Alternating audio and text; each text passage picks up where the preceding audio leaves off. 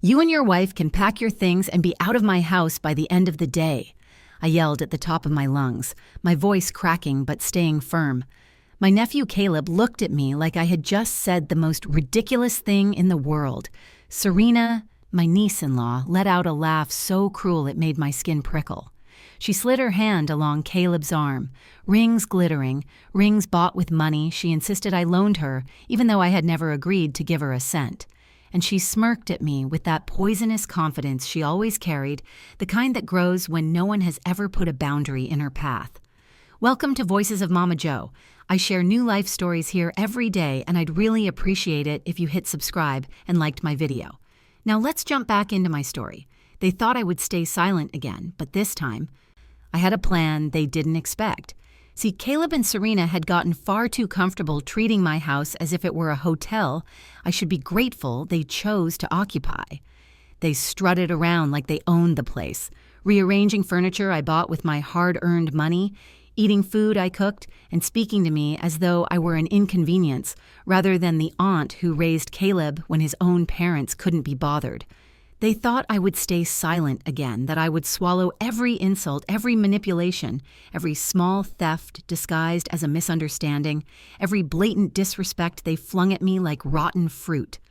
They thought I was still the same woman who stayed quiet while Caleb used my car and returned it with an empty tank.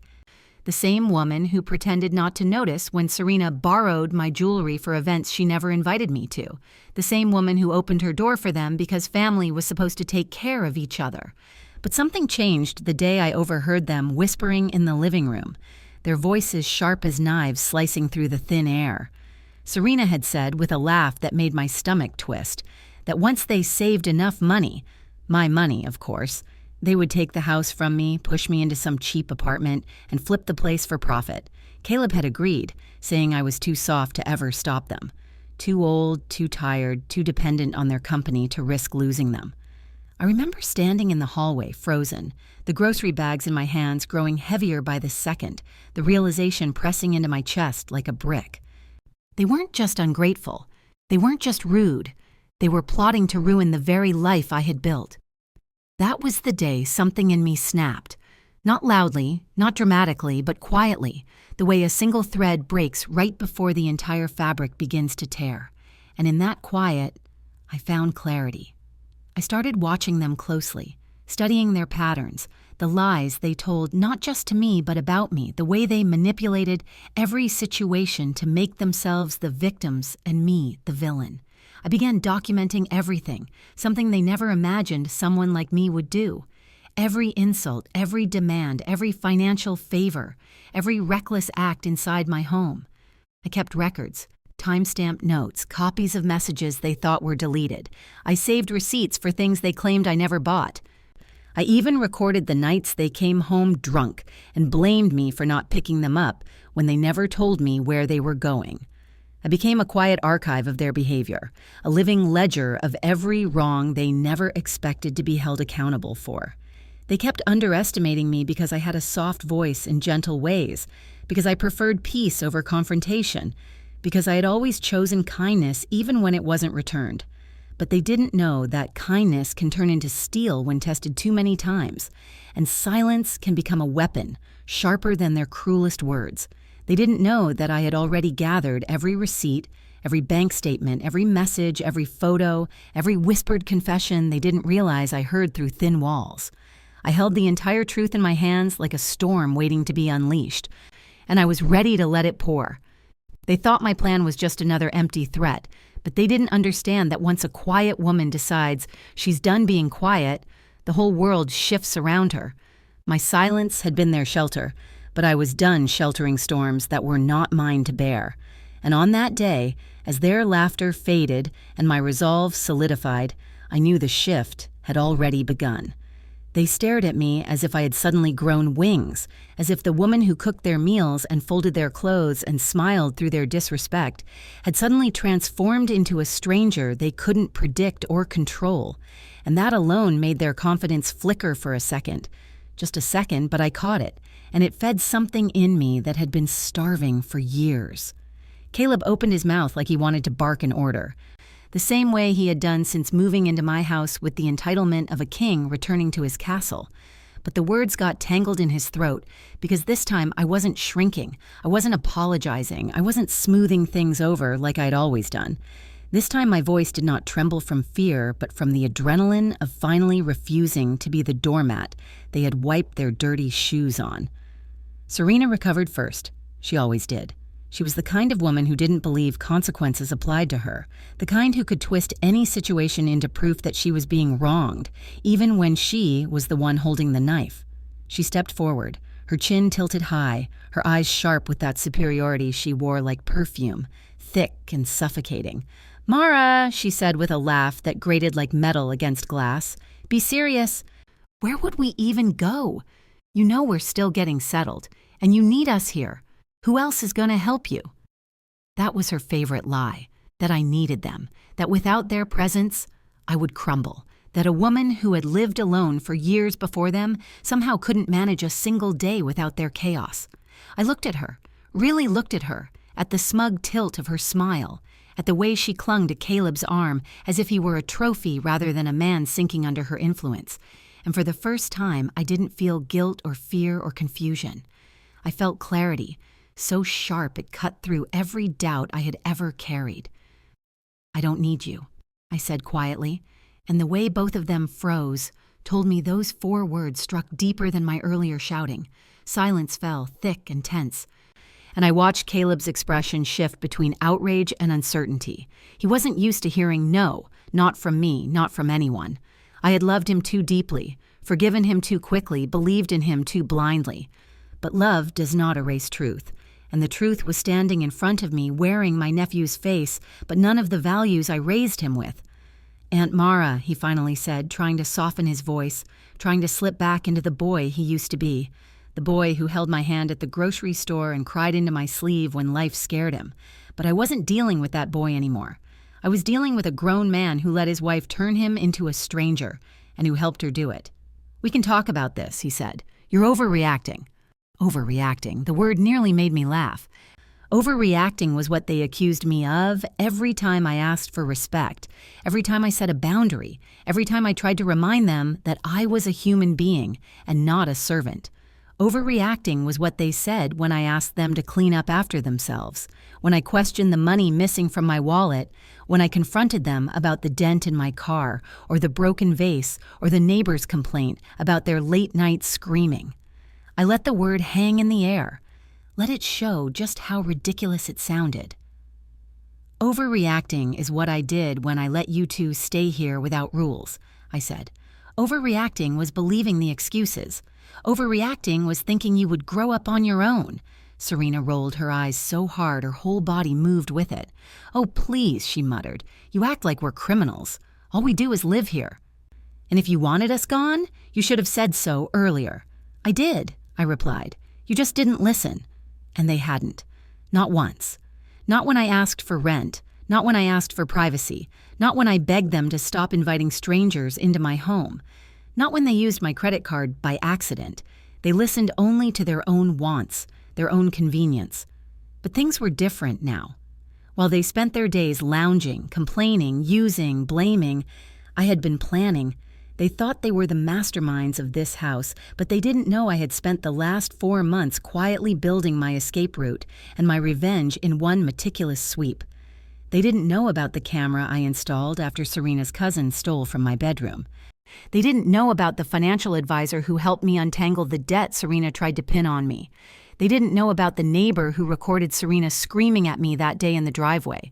They didn't know about the lawyer who assured me I had every right to evict them without notice because neither of them had ever signed a lease. They didn't know that while they mocked me for being quiet, I was gathering every tool I needed to finally cut them out of my life. I watched them shift uneasily, watched Serena's smirk twitch, watched Caleb's jaw clench, and I knew the truth had finally begun to settle. The version of me they controlled was gone. "You have until the end of the day," I repeated calmly, because calmness was far more frightening to them than shouting. "And if you're not out by then, the police will help you understand the situation." And the way Serena's face drained of color told me she understood perfectly. The moment the word police slipped from my mouth, the air in the room changed, thickening like a storm rolling in without warning, and for the first time since they moved into my house, I watched fear flicker. Real fear in Serena's eyes. It was quick, barely a spark, but it was enough to tell me that she finally understood I wasn't bluffing. I wasn't cracking under pressure. I wasn't going to crumble the way she counted on me to. Caleb looked between us like a child caught between two adults arguing over a toy, his mouth opening and closing without any real words forming. Because deep down he knew the truth he'd tried so hard to ignore. This house was mine, every brick and nail and tile. And he had no power here except what I allowed, and I was done allowing anything. But rather than argue again, Serena stepped forward, her voice pitched into something sweet enough to rot fruit. "Mara, come on," she crooned, trying to slip into manipulation like a familiar sweater. "You don't want to make things messy. You're family. Families work things out. Let's just calm down, okay? We can fix this." She smiled, wide and sugary, but her eyes remained cold as river stones. In the past, that false sweetness worked on me. It pressed on that soft part of my heart that always wanted to believe people could be better. But now I saw it clearly. Her sweetness wasn't kindness. It was bait. "I'm calm," I replied. And that was the problem for her. Someone like Serena relies on chaos, relies on shouting, relies on pushing the other person into a reactive state so she can play the victim. But calmness steals her stage. Calmness leaves her exposed. And I was done performing in her show. Caleb stepped forward, running a hand through his hair the way he used to when he was stressed, but I no longer let the memory of the child he once was distract me from the man he had become. "Aunt Mara," he said slowly, voice tinged with disbelief, "you're really doing this?" "I should have done it months ago," I answered, not unkindly because, as furious as I was, a part of me mourned him. Not the man standing in front of me, but the boy he had been, the one who ate pancakes in my kitchen, the one who brought me hand-drawn cards and called me the best aunt in the world. I missed that child with an ache I couldn't describe. But the man he became was a stranger, shaped by entitlement, laziness, and Serena's relentless need to dominate every space she entered. The man he became was someone I could not protect anymore. Serena scoffed, crossing her arms. "You act like we've done something horrible. All we've done is live here. That's it. You're making a big deal out of nothing." I almost laughed at that. Nothing. Was it nothing when they hosted loud parties I never agreed to? Was it nothing when they drained my savings with their constant emergencies? Was it nothing when they told neighbors I was losing my mind so people would stop listening to me? Was it nothing when they used my home, my kindness, and my history with Caleb as leverage to strip away my peace piece by piece? "You've taken advantage of me in every way possible," I said, "and I let you. And that's my fault. But it ends today. I don't owe you an explanation. I don't owe you space in my home. I don't owe you anything." Serena opened her mouth to argue again, but I held up a hand before she could twist the truth into another weapon. "I'm not debating this. I'm informing you. You're leaving today." Caleb's face twisted with frustration, anger rising in him like steam from boiling water. "You can't just kick us out on the street," he shouted, his old habit of yelling when things didn't go his way returning instantly. "We have nowhere to go." "That's not true," I said softly. "Serena's sister offered her a place 2 months ago. You said no because you liked having a bigger house. You have options, you just don't like them." Serena's eyes widened in fury that I knew. She hadn't expected me to remember that. But I remembered everything now. I remembered her bragging about how she manipulated her sister. I remembered Caleb shrugging when she told him to refuse the offer because Mara won't ever kick us out. I remembered every small cruelty, every assumption, every entitlement. I remembered, and I was done forgetting. Caleb turned to Serena like he expected her to defend them, but she was staring at me as though she'd just realized the ground beneath her wasn't as solid as she thought. "This is ridiculous," she muttered, though her voice wasn't as confident as before. "You wouldn't survive a week without help. You need us here." "No," I said gently, "you need me." And the silence that followed was the first honest moment we'd had in months. She blinked rapidly, her mind clearly spinning with possibilities, excuses, exit strategies. But I had already taken the power she once held over me and set it down where it belonged, far away from her grasp. "We're leaving," Caleb finally snapped, grabbing his jacket off the chair with a jerk. But Serena didn't move. She just stared at me like she was seeing me for the first time, like she was searching for the weakness she always counted on but couldn't find anymore. "You'll regret this," she said quietly, almost a whisper, almost a threat. "No," I replied. "I regret everything I allowed before today." And with that, something in the room broke, not in me, but in them. The realization that the woman they controlled no longer existed, and the woman who stood before them now had a plan they never saw coming. The door slammed behind them so hard the picture frames rattled on the walls, but I didn't flinch, not even a little. Because for the first time in months, maybe years, the house felt like it was breathing again. The air wasn't thick with tension. I didn't feel Serena's eyes crawling over everything I owned like she was mentally pricing it. And I didn't feel Caleb's simmering resentment vibrating through the halls like a second heartbeat. Instead, there was a stillness, a quiet that didn't feel empty but peaceful, like my home had been holding its breath and finally exhaled. I walked to the kitchen, more from instinct than purpose, because that room had always been my refuge.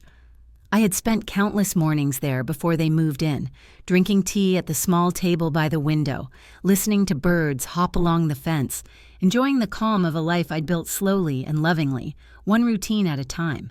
When they came, even those mornings vanished, replaced with clattering, demands, arguments, and heavy footsteps that made me feel like a guest in my own space. But as I stepped into the kitchen now, the quiet wrapped around me like a blanket.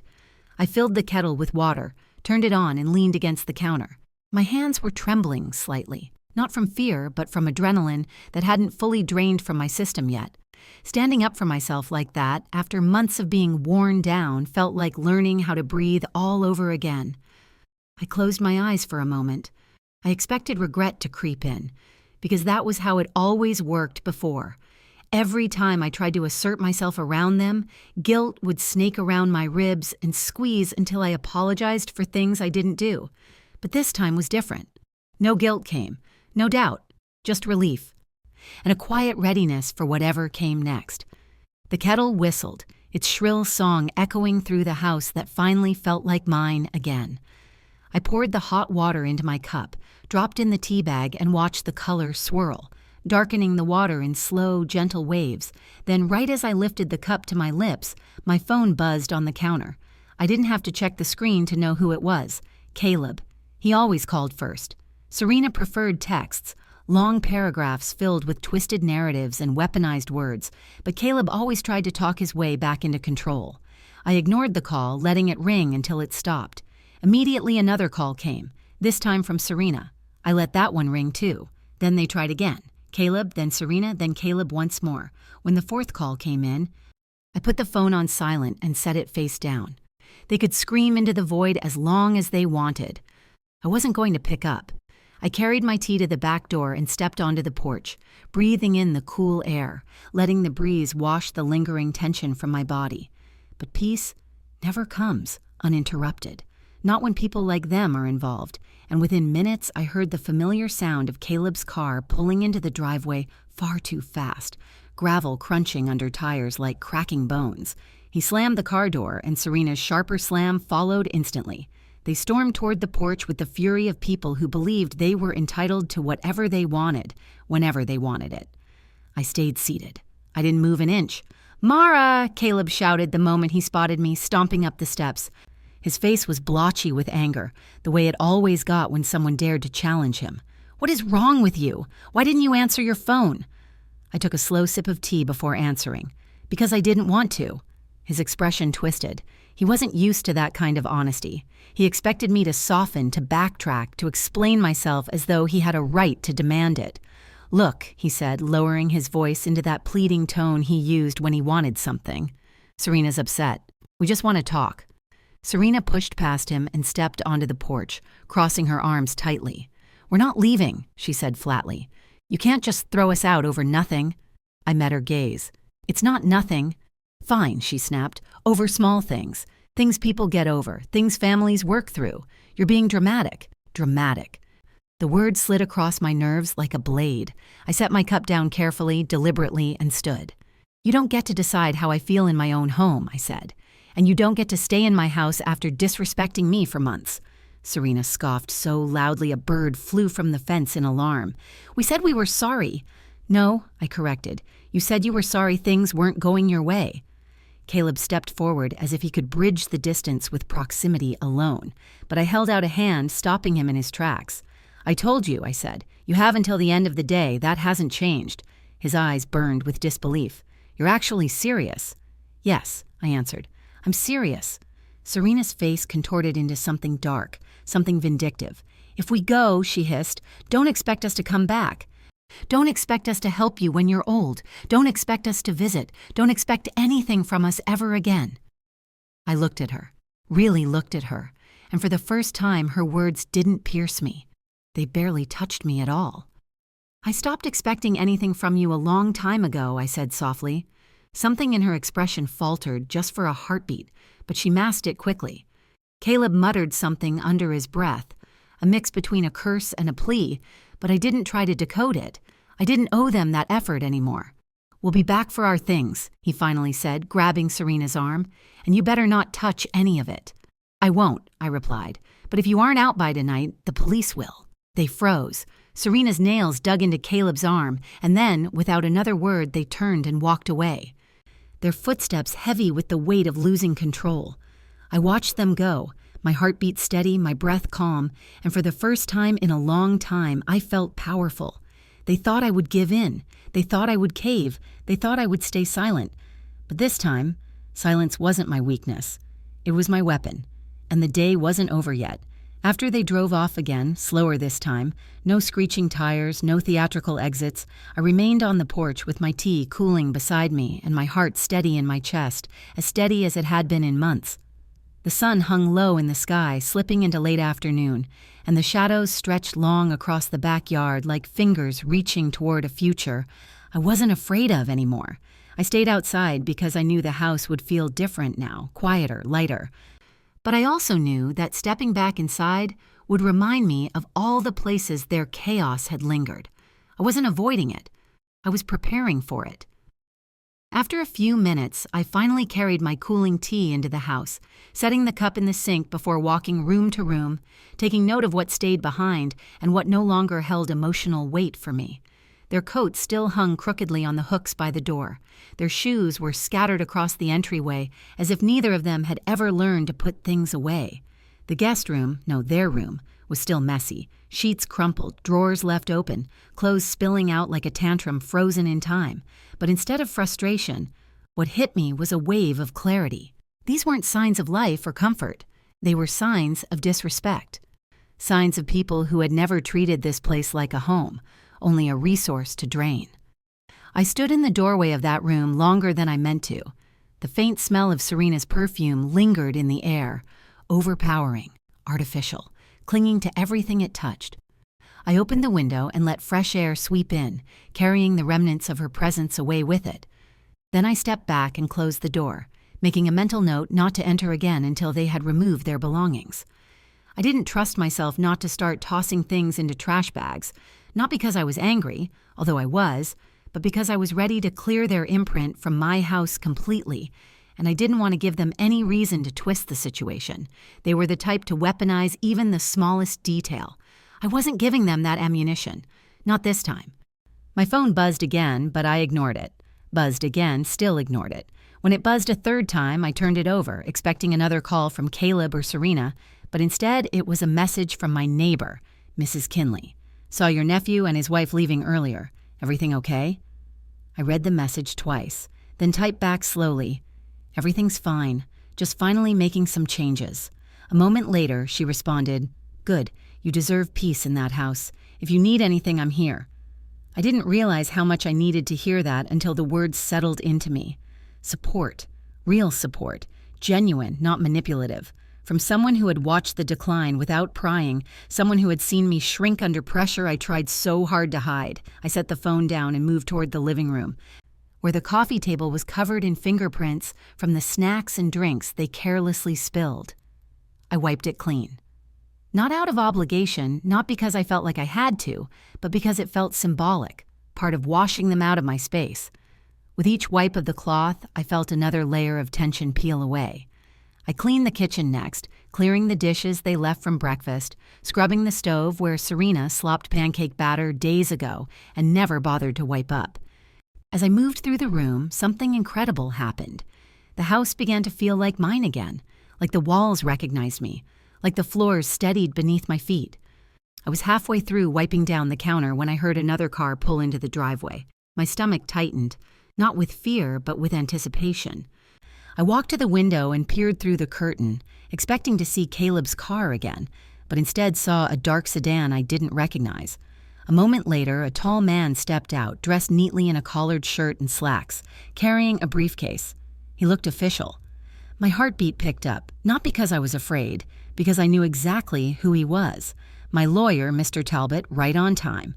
I went to the door and opened it before he could knock. "Afternoon, Miss Mara," he said with a polite nod. "I figured you might want to review those documents you asked about." "Thank you," I said, stepping aside to let him in. He walked to the dining table and placed his briefcase down, opening it with practiced precision. The sound alone felt like justice preparing to unfold.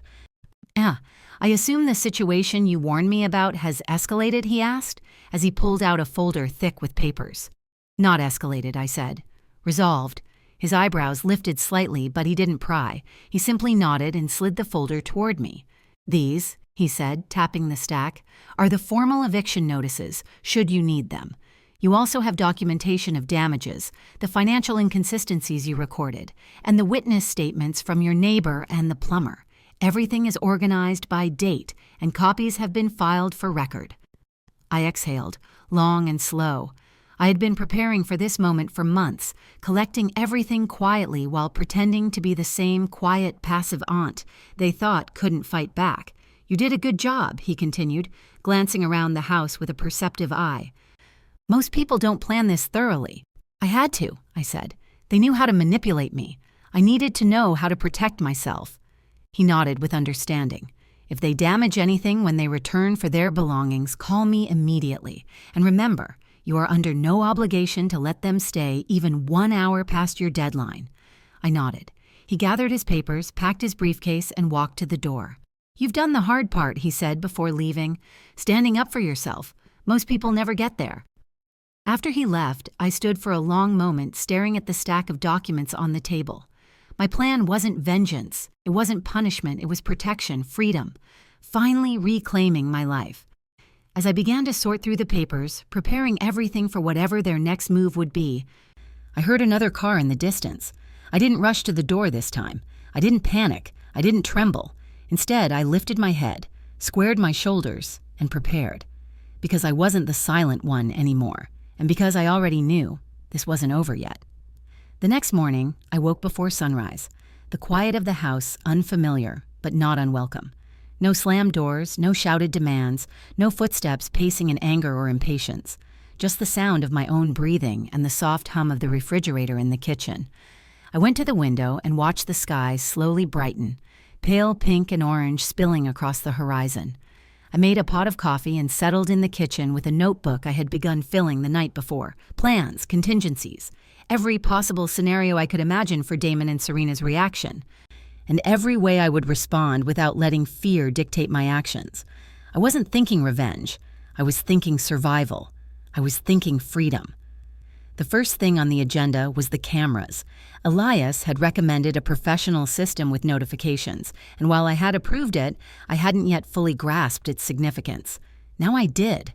Every window, every entrance, every hallway. Movement recorded, alerts sent to my phone immediately. If they tried anything, even a simple knock, it would be captured, documented, and legally admissible. I checked the system, made sure all cameras were connected to my phone, and tested alerts. Everything worked perfectly. My hands shook slightly with a mixture of adrenaline and satisfaction. This was my house, my rules, my power. I finished my coffee and began preparing breakfast, not for them, but for me. Eggs cooked just how I liked them. Toast with butter and jam spread evenly, and a steaming mug of chamomile tea. Every bite tasted like reclaiming a piece of myself. I didn't have to hide, pretend, or calculate my responses to their moods. I ate slowly, savoring the quiet, the normalcy, the first real meal I had enjoyed in weeks. Around mid-morning, the mail arrived. bills, advertisements, and a small padded envelope with my name on it. I opened it carefully. Inside was a package of old photographs Damon and Serena had taken, some from family events, some of moments they had borrowed my camera for. I felt a strange mix of nostalgia and anger as I flipped through them. For a moment, the familiar faces, the smiles, seemed to soften the rage I had carried for so long. Then I remembered. Those smiles had never been mine. They had taken everything while pretending to be family. I stacked the photos neatly back into the envelope and set it aside. I wouldn't destroy them. Not yet. They might be needed in court, or perhaps I would keep them as a reminder of how far I had come. Around noon, my phone buzzed. I almost didn't answer, but the name on the screen, Elias, made me pick up immediately. "Morning," he said. "I'm on my way. Thought you might want some backup while the movers come to pick up the remaining things. I told them to be careful, but..." He trailed off. I smiled, a small, triumphant smile. I'd appreciate it. They might be watching. Elias's car pulled up 20 minutes later, and together we reviewed the plan. Movers were instructed to come discreetly, to remove only what legally belonged to them, and to call immediately if anything suspicious happened. Everything else would stay behind. We walked through the house, checking locks, confirming camera angles, making sure no area was blind to observation. Every detail mattered. Nothing would slip by unnoticed. By 2 p.m., the movers arrived. 2 men in uniforms, polite and efficient. They had clipboards and lists of items to take, cross-referenced with the receipts I had painstakingly documented. Damon and Serena arrived a short time later, the same smug confidence in their eyes I remembered. They expected fear. They expected me to hesitate. They expected silence. But this time, they got neither. I opened the door and greeted them with calm eyes and a steady voice. "Everything you brought with you that is legally yours has been documented and will be removed today. Anything else remains in this house. You have until 4 o'clock to pack." Damon's jaw dropped slightly. Serena's eyes narrowed. "Mom, this isn't fair," Damon began, but I cut him off.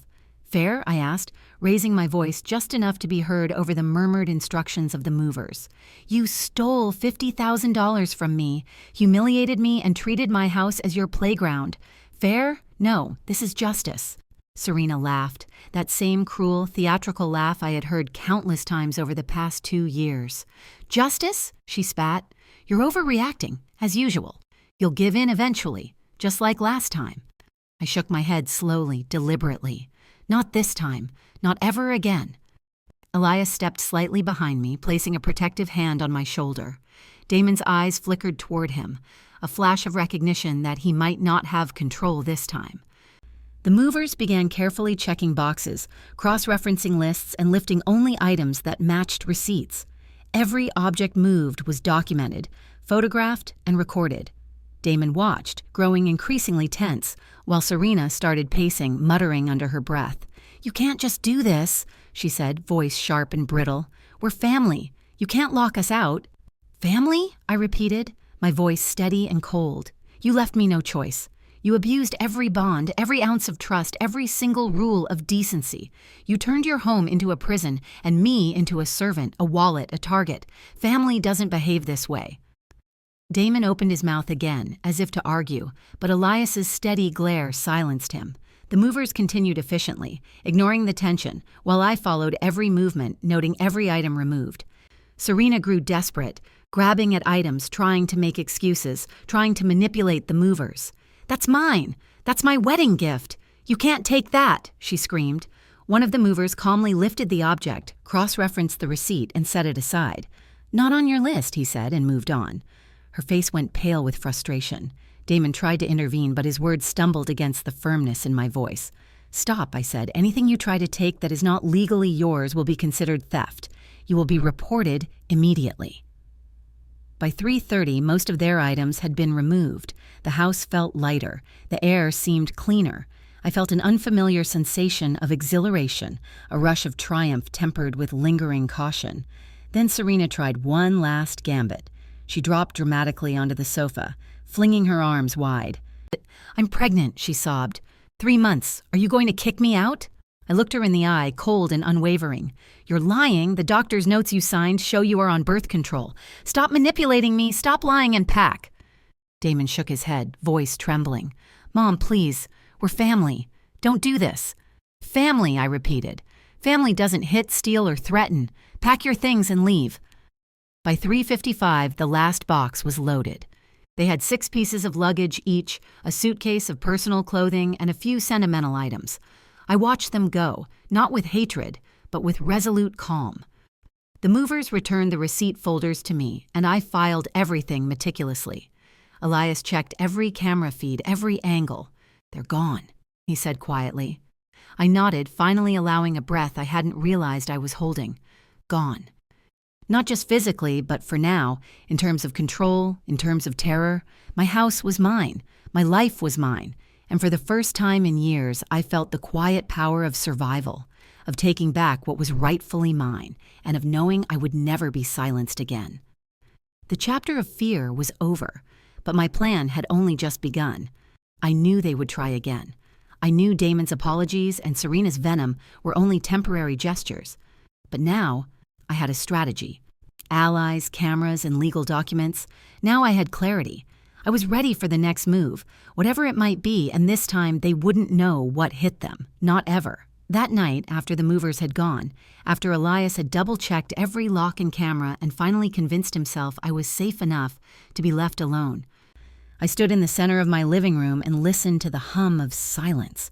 Not the empty, heavy silence I had learned to fear during the months Damon and Serena used to storm out only to rage back in minutes later. No, this silence was clean, open, mine.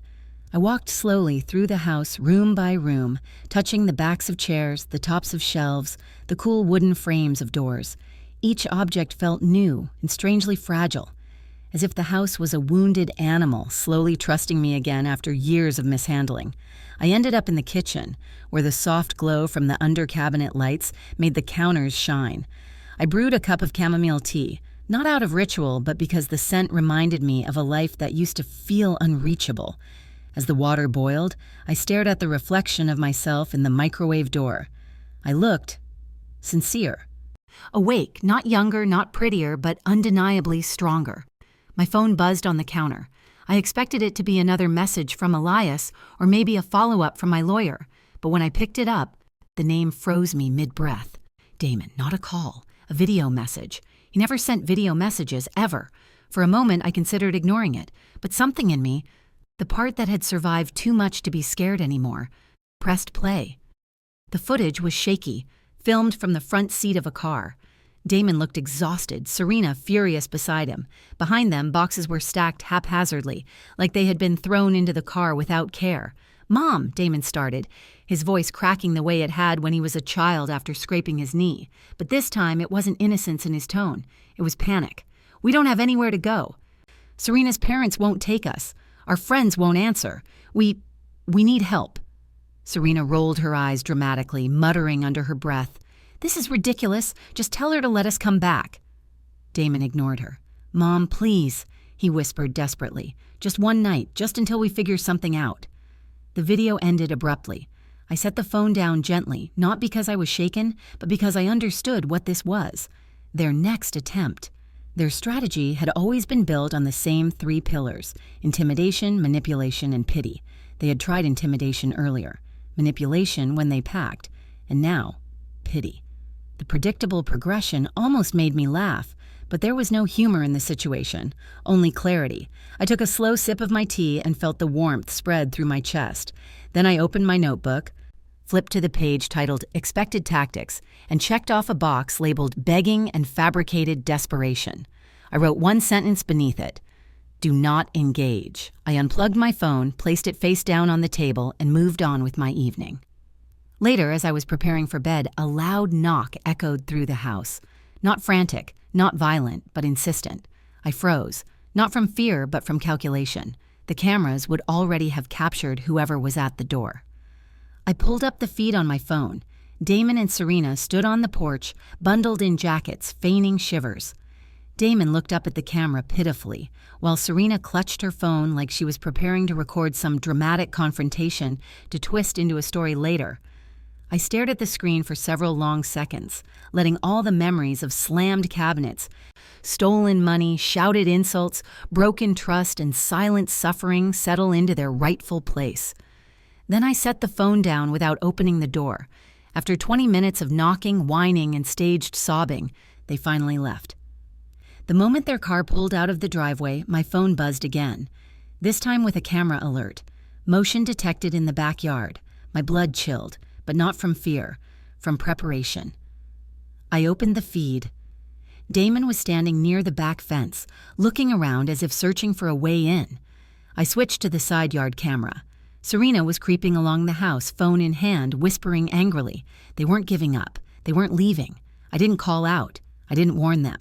I didn't even breathe loudly. I simply tapped the number my lawyer had told me to use in situations exactly like this.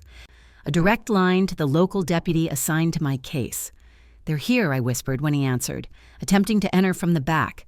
"Stay inside, doors locked. We're on our way," he replied. His professional calm was reassuring. Within 7 minutes, the longest 7 minutes of my life, red and blue lights flashed across my front windows. I watched through the camera feed as Damon froze mid-step and Serena dropped her phone in the grass. Deputies approached them from both sides. I didn't hear the conversation, but I didn't need to. Their faces said enough. Shock, anger, denial. The moment the deputies put them in separate cars, Serena's expression transformed from outrage to something wild, a realization that for once consequences were real. Damon crumbled, shoulders shaking, head bowed like a child caught stealing. When the deputies knocked on my door to give me an update, I opened it calmly, robe tied tightly around my waist. "They'll be held overnight," one deputy explained, "and based on your documentation, your lawyer's filings, and the footage, the restraining order should be approved immediately." I nodded, a slow, exhausted nod. "Thank you," I whispered. "Truly." After they left, I closed the door and leaned against it, letting the weight of the moment settle into my bones. Not fear, not triumph, something deeper, closure. I walked back to the living room, sat on the couch, and allowed a tear to slip down my cheek, not for them, but for the version of myself that had lived too long in silence. She deserved this moment more than anyone. I picked up my notebook again and wrote the final entry. "I am free, I am safe, I am done being silent." As I lay in bed that night, the house peaceful around me, I realized something. I hadn't just stood up to them. I had reclaimed myself, my voice, my home, my life, and no matter what came next, one truth was unshakable. They thought I would stay silent again, but this time I had a plan they never expected, and it worked. Thank you for accompanying me to the end of her journey. I hope this story has left you with the lesson that inner peace, although sometimes it feels heavy, comes from the value of making the right decisions.